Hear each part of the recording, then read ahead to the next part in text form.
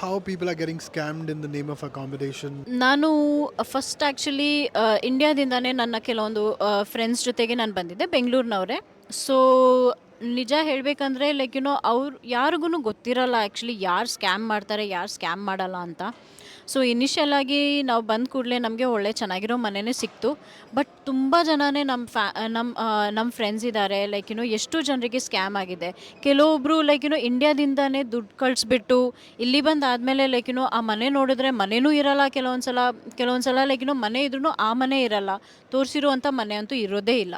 So ಈ ಥರ ನೀವು ಎಷ್ಟೇ ಕೇರ್ಫುಲ್ ಆಗಿದ್ರೂ ಸ್ಕ್ಯಾಮಿಂಗ್ ನಡೆಯುತ್ತೆ. ಬಟ್ ನಾವು ಸ್ವಲ್ಪ ಕೇರ್ಫುಲ್ ಆಗಿರ್ಬೋದು. ಹೇಗೆ ಅಂದರೆ, ಫಸ್ಟ್ ಆಫ್ ಆಲ್ ಆನ್ಲೈನಲ್ಲಿ ಪೇಮೆಂಟ್ ಮಾಡೋಕ್ಕೆ ಹೋಗಬೇಡಿ. ಆಮೇಲೆ ಮನೇನ ಖುದ್ದಾಗಿ ನೋಡದೆ ಯಾವುದನ್ನು ಕನ್ಫರ್ಮ್ ಮಾಡೋಕ್ಕೆ ಹೋಗಬೇಡಿ. ಮೇ ಬಿ ವೆಬ್ಸೈಟ್ಸ್ ಸ್ವಲ್ಪ ಚೆನ್ನಾಗಿರುತ್ತೆ, ಲೈಕ್ ವಂಡರ್ ಫ್ಲ್ಯಾಟ್ಸ್, ಇಲ್ಲಾಂದರೆ ಲೈಕ್ ಇಮೊಬಿಲಿಯನ್ ಸ್ಕೌಟ್, ಬರ್ಲಿನೋವೋ, ಇಲ್ಲಾಂದರೆ ಇವ್ರದ್ದು STW.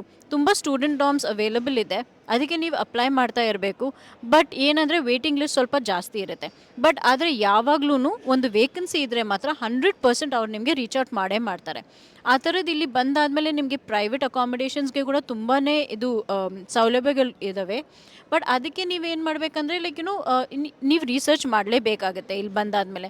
ಲೈಕ್ ನಿಮ್ಮ ಫ್ರೆಂಡ್ಸ್ ಹತ್ರ ಕೇಳ್ಬೋದು, like if there is any accommodation they can let reference is the best key. Because ಯಾಕೆ ಗೊತ್ತಾ, ಲೈಕ್ ನಾವು ಎಷ್ಟೇ ವೆಬ್ಸೈಟ್ಸ್ನ ಎಷ್ಟೇ ನಂಬೇಕಂದ್ರೂ ನಮ್ಮ ಫ್ರೆಂಡ್ಸನ್ನು ನಾವು ಜಾಸ್ತಿ ನಂಬ್ತೀವಿ.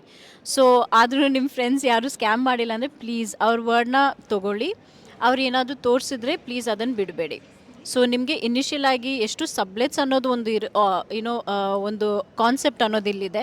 ಸೊ ಮೇ ಬಿ ಸ್ಟಾರ್ಟಿಂಗಲ್ಲಿ ನೀವು ಬಂದುಬಿಟ್ಟು ಇಲ್ಲಿ ಸಬ್ಲೆಟಲ್ಲಿ ಇದ್ಬಿಟ್ಟು ಅದಾದಮೇಲೆ ನಿಮಗೆ ಇಷ್ಟವಾದಂಥ ಒಂದು ಅಕಾಮಿಡೇಷನ್ನ ಫೈಂಡ್ ಔಟ್ ಮಾಡಿ ಅದ್ರ ಮುಖಾಂತರ ನೀವು ಪೇಮೆಂಟ್ ಮಾಡಿಬಿಟ್ಟು ಹೋದರೆ ಅದು ಒಳ್ಳೆಯದಂತ ನನ್ನ ಅಭಿಪ್ರಾಯ.